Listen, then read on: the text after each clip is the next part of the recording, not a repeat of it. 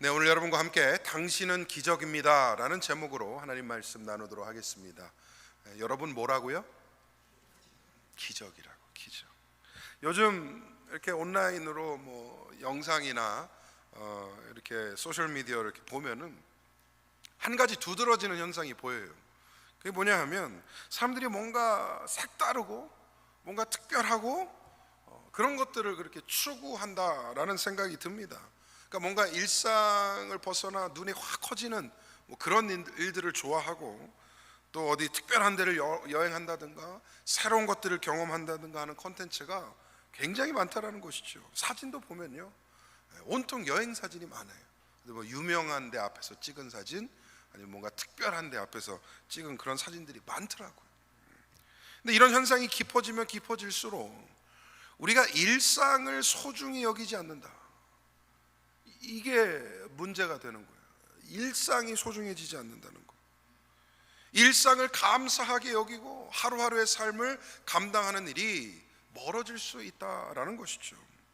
여러분은 보통 이렇게 여행을 멀리 갔다가 집에 딱 들어오면, 집에 들어오면서 뭐라 그래요? 나만 그런 게 아니었어요? 여행 갔다 오면 그래도 집이 제일 좋다라는 얘기를 많이들 하시죠. 여행 갔다 집에 오면서 다음에 또 언제나 가지, 그러시는 분들 많이 없을 것 같아요. 집이 좋다. 그 말은 뭐예요? 특별한 여행도 좋지만 그래도 역시 일상이 좋구나 라고 고백하는 거 아닙니까? 그래서 저는 종종 하는 여행이 어떤 특별한 거를 경험하는 것도 있지만 내가 원래 살아갔던 일상이 얼마나 소중한가, 얼마나 감사한 것인가를 확인하는 그런 시간이다라는 생각을 합니다. 여러분, 다른 게 기적이 아니라 일상이 기적입니다. 인생의 가장 위대하고 놀라운 일은 오늘 내가 여기를 살아가고 있다는 것이에요.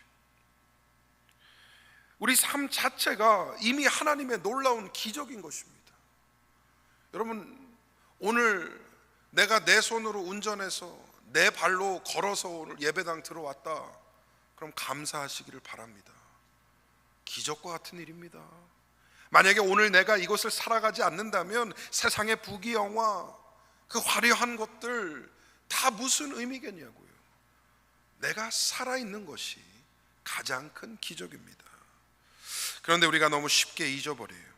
하루하루를 반복해서 살다가 보면 내 자신이 살아있다라는 사실, 가정이 있다라는 사실, 교회가 있다라는 사실을 잊어버리고, 그것이 얼마나 신비로우며 하나님의 은혜가 깊은 일인지를 망각해 버립니다.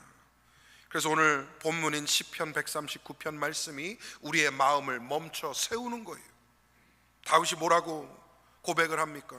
주께서 내 내장을 지으시며 나의 모태에서 나를 만드셨나이다. 그러니까 이 다윗이 자신을 돌아보다 보니까 한 가지를 깨닫게 되는 거예요. 나는 우연의 산물이 아니구나. 나는 어쩌다 그냥 이 땅 가운데 태어난 사람이 아니구나. 하나님이 내 내장을 만드셨고 나를 모태에서부터 창조하셨구나. 하나님의 손으로 빚어진 내 삶은 기적이구나 라는 것을 깨닫게 된 것입니다. 그러면 이 시대는, 또 이 사회는 기적을 영화나 뉴스에서나 보는 어떤 비현실적인 일로만 치부합니다. 큰 병이 나았거나 큰 사고에서 살아남았을 때 그런 걸 기적이라고 부르지, 그 외의 것들은 그냥 평범하고 비천한 것들로 보는 그런 경향이 드러나고 있다는 것이죠. 그런데 여러분, 성경이 말하는 기적은 다릅니다. 기적은 하나님이 지금도 일하시고 계시고 나를 통해 역사하신다는 사실, 그게 진짜 기적인 줄 믿습니다. 우리의 삶, 우리의 숨결, 우리가 사랑하는 사람들, 이것 모두가 하나님이 주신 기적인 것입니다. 요즘 혹시 마음이 지치셨습니까? 일상이 무거우십니까? 가족 간의 관계가 흔들리고 교회 생활도 버겁다라고 느껴지십니까? 오늘 말씀에 귀를 기울여 보시기 바랍니다. 하나님은 여러분의 삶을 그냥 흙처럼 내던져두지 않으셨습니다.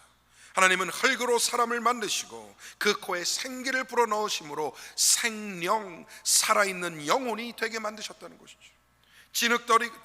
진흙덩어리였던 우리가 하나님의 생기를 통하여 살아있는 영혼이 된 것입니다.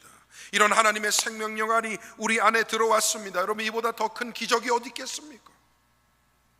하나님께서 직접 숨을 불어넣으셨기 때문에 우리의 삶은 단순한 생존이 아니라 하나님의 호흡이 깃든 소중하고 가치 있는 생명이라는 것이죠.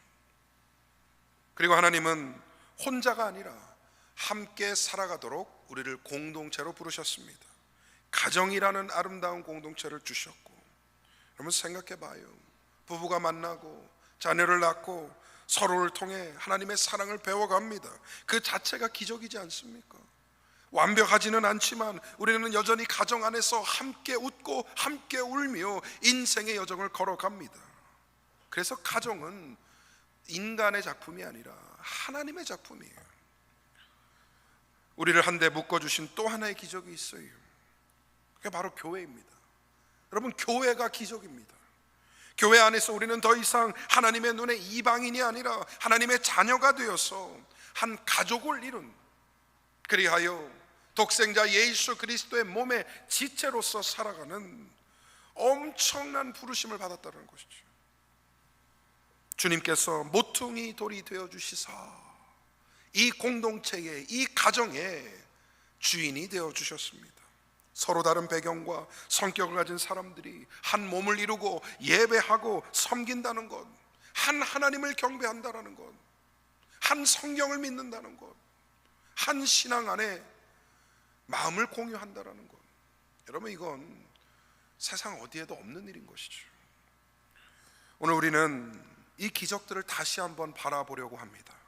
이 세상에 다른 게 기적이 아니라 저와 여러분 자체가 기적인 줄 믿습니다. 오늘 이 시간 하나님이 우리에게 말씀하십니다. 너는 실패가 아니다. 너는 나의 작품이다. 너는 나의 기적이다 라고 말씀하시는 그 마음이 여기 계신 모든 성도님들에게 닿기를 간절히 소망합니다. 첫 번째로 말씀 가운데 볼 것은 삶이 기적이라는 사실이에요. 삶이 기적입니다. 여러분, 우리가 살아있다라는 이 사실 자체가 기적이에요. 근데 이 단순한 진리를 너무 쉽게 잊어버리고 살아갑니다. 아침에 눈을 뜨면 숨을 쉬고 밥을 먹고 사람을 만나고 하루를 보내는 그 모든 과정이, 여러분 곰곰이 생각해 보면 얼마나 경이로운 일인 줄 아십니까? 사실 그 어떤 날도 당연한 날이 없어요. 그 어떠한 아침도 당연한 아침이 없다는 겁니다. 오늘 우리가 살아있다는 것은 어제와는 전혀 다른 하나님께서 주시는 선물의 시간을 우리에게 주시는 것이죠. 창세기 2장 7절이 인류의 시작을 이렇게 묘사를 합니다. 한번 같이 읽어볼까요? 시작. 여호와 하나님이 땅의 흙으로 사람을 지으시고 생기를 그 코에 불어넣으시니 사람이 생명이 되니라. 아멘. 하나님은 인간을 단순한 생물학적 존재로 만드시지 않으셨어요. 흙으로 만든 그 육체 안에 하나님의 숨결, 즉 생기를 불어넣으셨습니다. 그 순간 흙덩어리에 불과했던 그 인간이 생명이라는 게 생기는 것이고 동시에 영혼이라는 것이 생겼어요. 그때부터 인간은 단순히 사는 존재가 아니라 하나님을 느끼고 하나님의 존재를 경험하는 거룩한 존재가 되었습니다. 여러분, 이것이 생명의 기적입니다. 오늘 본문이 다윗을 통해 이렇게 고백하지 않습니까? 내가 주께 감사하오면 나를 지으심이 심히 어떠하심이라? 기묘하심이라. 기묘하심이라. 주께서 하시는 일이 기이함을 내 영혼이 잘 아나이다. 아멘. 그러니까 다윗은 자신의 존재에 대해서 묵상하면 묵상할수록요 신비로웠던 거예요. 하나님께서 나라는 생명을 만드시고 이 땅 가운데 보내시고 오늘을 살게 하신 그 모든 것이 기묘하다. 기묘하다. 어머니의 뱃속에서 형체가 만들어지기도 전부터 하나님은 이미 나를 알고 계셨고 내 인생의 모든 날이 시작되기 이전부터 하나님의 책에는 다 기록이 되어 있었으니 실수로 태어난 존재가 아니라 하나님께서 정성스럽게 빚으신 의도된 생명이라는 것이죠. 여러분, 이 가운데 실수로 나온 사람 단 한 명도 없습니다. 믿으시면 아멘. 아닌데요 목사님, 옛날에 우리 엄마가 나한테 그랬는데요, 실수로 나왔다고요. 엄마는 실수였지만 하나님은 의도하셨던 거예요. 여러분이 그 땅 가운데 보내시기 위해. 여러분, 살아있다라는 것, 이 땅 가운데 존재하고 있다라는 것은 이미 하나님이 여러분을 원하셨다라는 증거입니다. 하나님이 원하지 않으셨으면 우리는 존재하지도 않았을 것입니다. 그런데 지금 우리가 여기에서 살아있고 숨쉬고 예배하고 있다라는 것, 그것은 여전히 하나님이 나를 원하고 계신다, 나를 통해 일하고 계신다, 내 삶 가운데 이루고 싶으신 것이 있으시다라는 그런 증거라는 거죠. 여러분, 물론 인생이 늘 순탄하진 않습니다. 때로는 병도 찾아오고요, 실패도 찾아오고요, 인간관계도 무너지기도 하고요. 그럴 때면 우리가 스스로 그런 질문하지 않습니까? 왜 사나? 내 이런 삶이 무슨 기적인가? 살만한 가치가 있는가? 회의감이 오죠. 그런데 여러분, 하나님은 고난의 순간에도 우리 가운데 일하고 계시다라는 것, 참 신기해요. 병상에 누워서 오히려 감사를 느껴요. 신기하죠. 제가 환우들을 신방하다 보면 가끔 그런 소리를 듣습니다. 목사님, 병나기 전에는 몰랐어요. 병이 나고 보니까 너무 감사해요. 그러는 거예요. 아니, 아프신데 뭐가 감사해요? 그런데 살아있는 게 감사해요. 숨을 쉬는 게 감사해요. 일상을 살았던 것이 너무나 감사해요. 이렇게 고백하시는 분들이 있더라고요. 병상에서 감사의 기적을 경험해요. 또 어떤 분은 눈물 속에서, 아픔 속에서 평안을 고백합니다. 너무나 희한한 일이에요.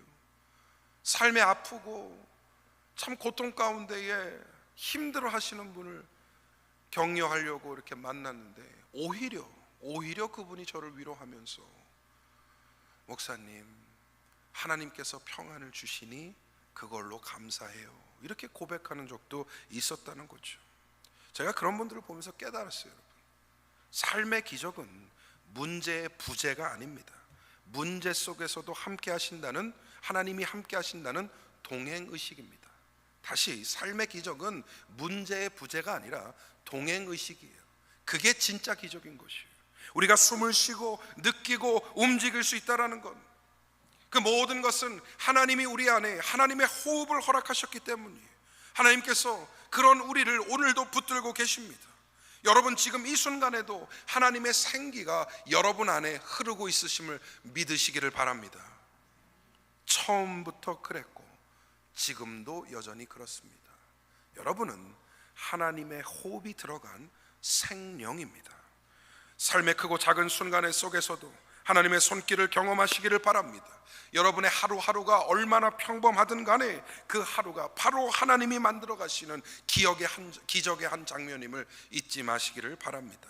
그리고 감사함으로 그 하루를 살아내시기를 축복합니다. 두 번째로, 가정이 기적입니다. 가정은 하나님의 창조 질서 안에서 주어진 또 다른 기적이에요. 하나님께서 사람을 지으신 후에 가장 먼저 주신 최초의 사회적 제도가 뭐냐? 바로 이 가정이라는 제도였어요.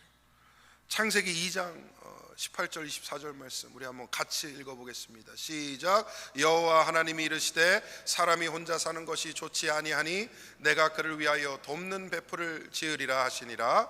24절입니다. 이러므로 남자가 부모를 떠나 그의 아내와 합하여 둘이 한 몸을 이룰지로다. 아멘. 하나님이 보시기에 홀로 있는 아담이 보기 좋지 않으셨어요. 물론 아담은 하나님과 온전하게 교제할 수 있는 존재로 만들어졌지만 여전히 사랑을 주고받을 만한 돕는 배필, 동반자, 사람이 필요했던 것이죠. 그런 상상을 한번 해봤습니다. 아담이, 하나님께서 온 에덴 동산을 만드시고 아담을 딱 그 자리에 두셨어요. 창조하신 이후에. 그러면서 아담에게 첫 번째 맡긴 임무가 뭐였죠? 아담이 해야 했던 일이 뭐였죠? 몰라요? 창세기 안 읽어봤어요. 동물들을 이름을 저주라고 그랬잖아요. 그래서 한번 그 장면을 생각해 봤어요. 어땠을까? 그러니까 아담이 조금 이렇게 높은 언덕 같은 데 이렇게 앉아 있으면 동물들이 암수가 짝을 이뤄서 이렇게 아담 앞으로 나오는 거예요. 그럼 아담이 너는 코가 기니까 코끼리, 너는 목이 기니까 기린, 그러지 않았을까? 근데 여러분, 그 장면을 보면서 제가 아담이었으면 어땠을까 상상하다 그런 생각이 들더라고. 아담이 스스로에게 묻는 거예요. 아니, 저 동물들은 다 암수가 한 쌍씩 있는데 왜 나는 혼자일까? 왜 동물들은 다 짝이 있는데 나는 왜 혼자 있는 걸까? 그런 생각하지 않았을까? 물론 성경이 아닙니다. 그냥 목사의 상상이에요. 또 어디 가서 우리 교회 목사님이 그런데 말이지 아담이 말이야 그러면 안 돼요. 그러니까 제가 한번 상상해 봤다는 것이죠. 보기 좋지 않았다라는 그 표현 안에 참 여러 가지의 감정들이 들어가 있을 것 같다는 것이죠. 어쩌면 아담이 외로움을 느꼈을지 모르겠고, 그래서 어찌됐건 하나님께서 하와를 만들어 주시고 두 사람을 서로에게 선물로 주셨습니다. 여러분, 여기서 오해가 없어야 됩니다. 아담을 위해서 하와를 만드시고 하와를 아담에게 선물로 주셨다? 오해예요. 그렇지 않아요. 두 사람을 서로에게 선물로 주신 거예요. 할렐루야. 이 둘을 통해 후손이 나오고 인류를 이루게 되었습니다. 그러니 여러분, 가정은 단순한 사회적 제도가 아니에요. 가정은 하나님이 직접 세우신 사랑의 공동체이며 인간이 하나님의 사랑을 경험하는 그런 학습의 현장입니다. 부모를 통해 우리는 사랑과 희생을 배우게 되고요, 자녀를 통해 우리는 무엇이 사랑하는 것인지 또 무엇이 성장하는 것인지를 배우게 됩니다. 서로의 연약함을 보면서 용서하고 품어주며 가정을 완전히 이루어가는 것이죠. 비록 완벽하지는 않지만 그 안에서 하나님의 성품을 경험하게 된다는 것이에요. 그래서 이것이 가정의 기적이라는 겁니다. 그런데 우리는 종종 가정을 문제의 자리로만 여겨요. 부부싸움, 자녀 문제, 경제적인 어려움, 또 각종 가정 가운데 있는 문제들, 그것 때문에 서로 지치고 포기하고 싶을 때가 많다는 것이죠. 사랑으로 채워져야 할 그 가정이 미움과 아픔으로 채워지기도 합니다. 인간은 포기했지만 그 포기한 자리에서 하나님은 포기하지 않으세요. 여전히 포기하지 아니하시며 반전의 기적을 일으켜 세우시길 원합니다. 사랑이 식어버린 그 관계를 다시 회복시키시고 깨어진 마음을 다시 묶어주시고, 왜 그래요? 하나님은 여전히 가정에 소망을 주시고 인생의 희망을 보게 하시기 때문입니다. 여러분, 가정을 소중히 여기시기를 바랍니다. 근데 목사님, 그 영감탱이만 생각하면 분이 올라요. 목사님, 그 옆편네 보기도 싫어요. 그런 가정 없기를 바랍니다. 우리의 가정들이 사랑의 자리로, 구원의 공간으로, 하나님이 세우신 공동체로 바로 세워져야 할 것입니다. 하나님이 세우시는 것이 가정입니다. 우리가 서로를 붙잡는 것이 아니라 함께 하나님을 붙잡는 것, 그게 가정이라는 것이에요. 하나님을 중심에 두기 시작할 때 가정은 상처의 공간이 아니라 치유의 공간으로 변하게 될 것입니다. 가정의 기적은 완벽함에서 오는 게 아니에요. 용서와 포용에서 시작됩니다. 사랑이 멈췄을 때도 하나님은 다시 사랑을 시작하게 하시고 이어가게 하십니다. 여러분의 가정은 요즘 어떠하십니까? 냉랭한가요? 거리가 느껴집니까? 하나님께서 말씀하십니다. 내가 그 집을 세우리라. 할렐루야. 하나님께서 세우시는 그 가정을 바라보시고 하나님께 간구하시기를 바랍니다. 여러분의 가정을 포기하지 마시기를 바랍니다. 서로의 손을 다시 붙잡으시기를 바랍니다. 기도하며 하나님께 그 집을 내어 맡기시기를 바랍니다. 그리고 여러분 가운데에 또 아픔의 경험이 있으시거나 또 사랑하는 이를 보내며 또 보낸 이별의 상처가 있으신 분들, 하나님의 위로가 임하시기를 바랍니다. 그리고 그렇게 좋았던 시절 주셨던 것, 함께 할 수 있었던 시간을 허락하셨던 것, 하나님께 감사할 수 있기를 바랍니다. 이별의 상처가 아픈 만큼 하나님께서는 큰 은혜 베풀어 주셨고 또 그 은혜가 여전히 유효함을 우리는 알고 있기 때문이죠. 하나님이 세우신 가정은 폭풍 속에서도 무너지지 않습니다. 여러분의 가정이 기적인 줄 믿으시기를 축복합니다. 마지막 세 번째로, 교회가 기적입니다. 진짜 그런 것 같아요. 목사는 이 교회를 생각할 때마다 이 공동체는 기적과 같다라는 생각을 반복적으로 하게 됩니다. 여러분은 어떠십니까? 이 교회가 당연스럽게 여겨지십니까? 아니면 진짜 하나님의 기적처럼 느껴지십니까? 제가 설교를 하러 이렇게 다른 교회들을 다녀보면 각 교회가 가지고 있는 생명력이라는 게 있어요. 신기하죠? 겉으로는 어떻게 보일지 몰라도 강단 앞에 딱 서서 성도들을 보면 그 교회만이 가지고 있는 생명력이 있어요. 크고 작고 상관없습니다. 화려하든 그렇지 않든 전혀 상관없어요. 각 교회가 가지고 있는 느낌과 생명력은 다 있다라는 것이죠. 그래서 역시 교회는 인간이 만든 모임이 아니다라는 확신을 더욱더 갖게 됩니다. 예수 그리스도께서 친히 세우신 거룩한 공동체인 줄 믿습니다. 그래도 이렇게 다녀보면 우리 교회가 제일 좋아해요. 우리 교회가 제일 소중해요. 그리고 우리 교회가 가진 생명력이 저를 가장 설레게 해요. 여러분도 여러분의 목사가 가장 소중하고 좋으십니까? 이런 걸 전문 용어로 엎드려 절받기라고 하죠. 그래도 좋아요. 서로 가끔씩은 엎드려서라도 절을 받자고요. 여러분, 에베소서 2장 19절 20절 이렇게 말씀해요. 우리 한번 같이 읽어보겠습니다. 시작. 그러므로 이제부터 너희는 외인도 아니요 나그네도 아니요 오직 성도들과 동일한 시민이요 하나님의 권속이라. 너희는 사도들과 선지자들의 터 위에 세우심을 입은 자라. 그리스도 예수께서 친히 모퉁이 돌이 되셨느니라. 아멘. 교회는 예수님이 모퉁이 돌이 되어 세우신 하나님의 집이다라고 선포하고 있습니다. 여러분 한번 생각해 봐요. 교회라는 곳이 얼마나 다양한 사람들이 모이는 곳입니까? 나이도 다르고. 여러분 우리 교회 연령대가 어떻게 차이 나는 줄 아세요? 우리 교회 연령 스펙트럼이, 우리 교회는요 1살짜리 아기들부터요 92세까지 계세요. 그리고 목사가 대충 중간 어디에 있습니다. 40대 중반. 쉽지 않아요. 1살짜리 갓난 아기들부터 92세 인생의 우리 큰 형님들, 큰 누님들이 계시다라는 것이죠. 너무 달라요. 나이대가. 재밌는 얘기 하나 해드릴게요. 제가 이제 목회하면서 어르신들 만나서 신방하다 보면 꼭 이제 옛날 얘기가 꼭 나와요. 옛날 얘기. 그러다 나오다 어디까지 가느냐? 6.25 전쟁 얘기가 꼭 나와.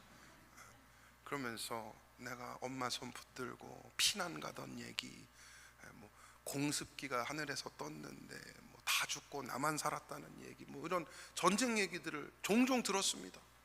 그런데 우리 교회 와서 좀 다른 얘기까지 들어봤어요. 일제 강점기 얘기를 들었어요. 내가 첫 광복 때 서울 시내 나가서 태극기 흔들었어요. 그런 분도 계셔서, 야. 근데 저희 어르신들의 세대를 생각해 보면 아마 역사상 가장 놀라운 세대일 겁니다. 식민지 시절, 전쟁, 경제 부흥, 그 다음에는 스마트폰, 심지어는 AI까지. 그러니까 일본 순사로 시작해갖고 AI로 지금 가고 있는 시대신 거예요. 이 엄청난 변화를 다 보신 세대잖아요. 여기 계신 우리 인생의 선배님들, 복된 세대신 줄 믿습니다. 다 보셨잖아요. 다 보셨잖아요. 그리고 건강하게 오래오래 장수하시기를 축복합니다. 젊은 분들이 더 아멘 해주셔야 돼. 이럴 때는 장수하시기를 바랍니다. 아유 감사합니다. 뭔 얘기하다가 배경도 달라요. 참 배경도 달라. 다 캘리포니아에서 오래 산 분들이 아니잖아요. 타주에서도 오시고 예전에 이민 오신 분도 있고 최근에 오신 분도 있고 언어도 다르고 생각도 다르고 다 다릅니다. 여러분 우리 2부 예배 때 한번 보세요. EM 성도들 언어도 다르고 배경도 다르고 생각도 참 다르고. 근데 여러분 그런 다 다른 사람들이 모여서 한 목소리로 예배를 드려요. 서로를 형제 자매다라고 부릅니다. 그리고 떡을 떼고 식탁을 나눕니다. 세상에서는 도저히 함께 할 수 없는 사람들인데 교회에서는 한 자리에 모여서 같이 예배를 드린다는 거예요. 이거는 세상 어디에도 없는 일이죠. 여러분, 어디 가서 1살짜리 애들, 손주들 빼고 1살짜리 애들 웃음소리를 듣겠어요? 어디 가서 아이들, 청소년 아이들 낄낄대는 소리를 들을 수 있겠냐는 거죠. 교회니까 가능한 겁니다. 인간의 능력으로는 안 돼요.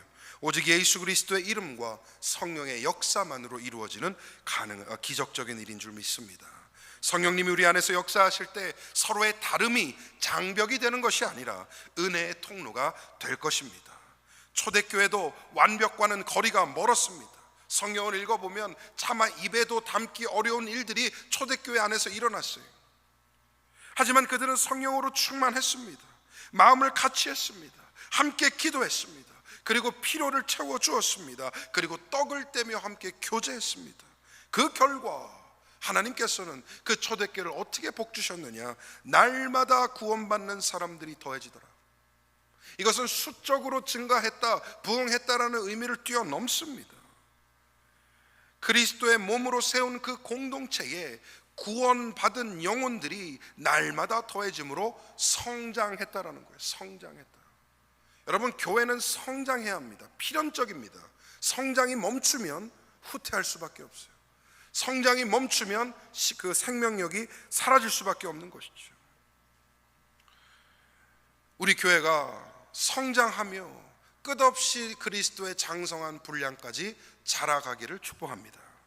그리고 교회는 상처 입은 자들이 치유받는 곳이요, 실패한 자가 다시 일어서는 곳이며 절망하던 이가 희망을 찾는 곳입니다. 교회는 마치 병원 같아요. 그리고 저와 여러분은 다 환자들 같아요. 주님께서 의사 되어 주시니 주님과 함께 한 사람 한 사람 회복하고 나아지고 자라나는 그런 공동체인 것입니다. 세상이 교회를 비판할지 몰라도 하나님은 여전히 교회를 통해 구원의 역사를 이루어 가십니다. 교회가 완전하기 때문이 아니에요. 교회가 완전하신 주님을 모신 곳이기 때문입니다. 오늘 우리가 이 자리에 함께 모여 예배하고 있다는 사실, 하나님이 주신 기적인 줄 믿습니다. 그러므로 교회를 사랑하시기를 바랍니다. 교회를 위해 기도하시기를 바랍니다. 교회를 세우는 일에, 그리하여 하나님의 기적에 동참하는 일에 여러분 한 사람 한 사람이 쓰임받기를 소망합니다. 함께 예배하고 서로의 짐을 나누고 복음을 전할 때에 하나님은 교회를 통해 세상을 변화시킬 줄 믿습니다. 말씀을 맺겠습니다. 오늘 우리는 말씀을 통해 다시 한번 깨닫게 됩니다. 하나님이 우리를 지으실 때는 실수나 우연으로 하시지 않으시고 우리의 생명, 우리의 가정, 그리고 우리가 속한 교회까지 이 모든 것이 하나님의 손끝에서 이루어진 놀라운 작품이자 기적임을 다시 한번 깨닫게 됩니다. 기적이 멀리 있지 않아요. 오늘 지금 숨 쉬는 이 시간이 바로 기적입니다. 사랑하는 가족과 함께 웃을 수 있는 그 시간이 기적입니다. 믿음의 형제 자매들과 함께 예배하며 하나님을 찬양할 수 있는 바로 이 시간이 기적인 것입니다. 우리는 그 기적의 한가운데 서 있습니다. 당연히 여기지 마시고 감사함으로 받으시며 매일매일을 기쁨으로 살아가시기를 바랍니다. 그리고 우리에게 주신 이 전도의 사명, 복음 전파의 사명, 이것을 이루기 위해 우리는 다음 주부터 2주간 전도 축제를 진행합니다. 여러분 한 사람 한 사람의 기도와 후원과 또 동참, 그리고 실제 전도의 열매가 이 교회 가운데에 큰 열매로 나타날 때에 하나님께서는 영광 받으시고 우리에게는 큰 기쁨이 채워질 줄 믿습니다. 전도의 승리를 이루시는 우리 복된 성도님들 다 되시기를 주님의 이름으로 간절히 축원드립니다.